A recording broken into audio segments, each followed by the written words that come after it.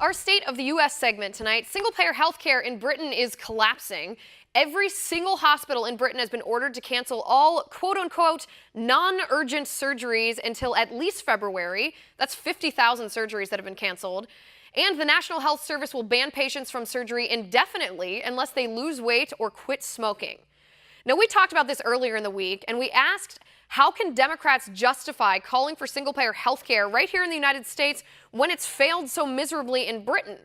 Now, that question is not just hypothetical. If you want to see how socialized, government-run health care would work in the United States, then look no further than the VA, which suffers from the same devastating problems as Britain, where U.S. military veterans literally die waiting for care. Now, President Trump promised reform of the VA on the campaign trail.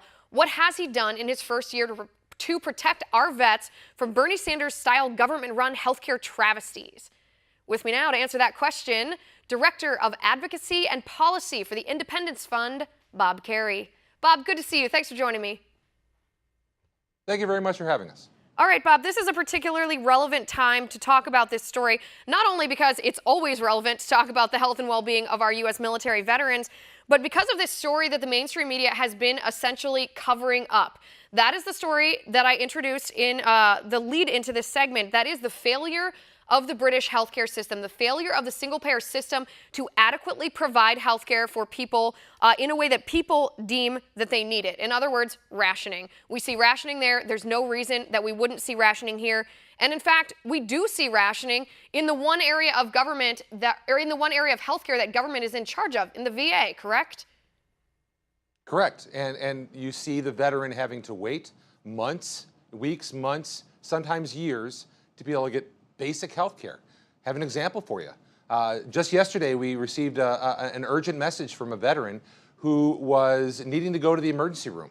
And because they did not have their primary care physician currently assigned to them, they were being denied access to the emergency room. Or our executive director, who helped her husband recover from his wounds, she had to wait 57 days just to be able to get the prosthetic repaired for her husband's leg that was blown away. And she had to duct tape it in the meantime in order to be able to keep his prosthetic leg operating, because they just weren't able to get around. They didn't have the time to get around to signing the correct forms. Right. It's absolutely horrifying because it is as simple as signing forms that something like bureaucracy and red tape and administrative work, all dictated by the government, by the way, that could change the quality of someone's life up to actually costing them the ability to walk or costing them their lives. My goodness, these are U.S. military veterans. These people have fought for our freedom. They deserve more than anyone else in our country for us to be taking care of them. Bob, as we know, President Trump has focused on this issue. He focused very strongly on this issue during the campaign trail. In your opinion, after the first year in office, has he fulfilled those promises to reform the VA? He's fulfilled a lot of them, and he's been doing a great job on that. One of the biggest things he did is that he forced the Congress to pass the VA Accountability and Whistleblower Protection Act. Almost the exact same bill was being considered in 2016. President Obama threatened to veto it, and the Democrats hid behind that in order to be able to prevent it being passed. Once President Trump was elected, folks realized they could no longer count upon a presidential veto, and then they voted for almost the exact same bill. But we have working through Congress right now VA health care reform, and this is going to be the most critical element. The president campaigned upon veterans being able to choose their own health care provider, whether it be within a VA hospital or outside in the private sector. And that was unequivocal on his part. And unfortunately, both the bills that are being considered right now, the one that passed the Senate Veterans Affairs Committee and the one that passed the House Veterans Affairs Committee, still keep that decision about whether which doctor you see with the VA bureaucrats who have consistently failed these veterans. Fortunately, there are other legislation out there that may be considered in the alternative.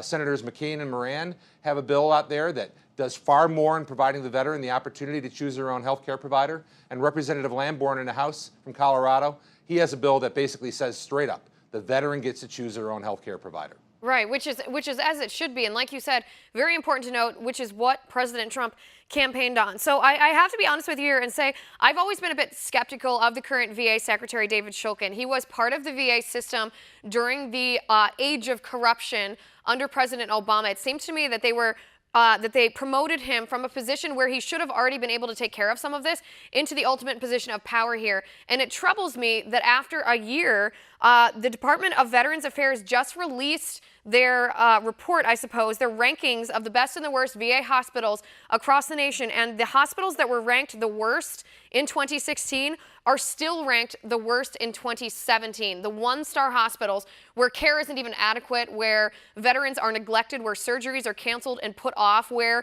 there was actually a story that I read about a veteran who had to get his thumb amputated because the doctors at the Veterans Affairs hospitals didn't even recognize that his infection should have been treated in a fairly typical way, and it resulted in him losing his thumb here. How has it been a year and these hospitals haven't been entirely revamped, that doctors and nurses and staff who are not performing their jobs adequately in the best interest of these veterans haven't been let go? Much of it is set in law and will never be changed unless we actually change the law. Look, a veteran is considered, if a veteran is 65 years old and under Medicare, they're considered fully competent to be able to choose their own health care provider. If they're under Medicaid, they're considered fully competent to choose their own health care provider. If they're retired military and they're under the TRICARE system, they are considered fully competent to choose their own health care provider. But suddenly they enter the VA system and now they're incompetent to be able to choose their own health care provider. And I find that exceptionally paternalistic and condescending towards those veterans. Look, the VA system is set in law the way it is.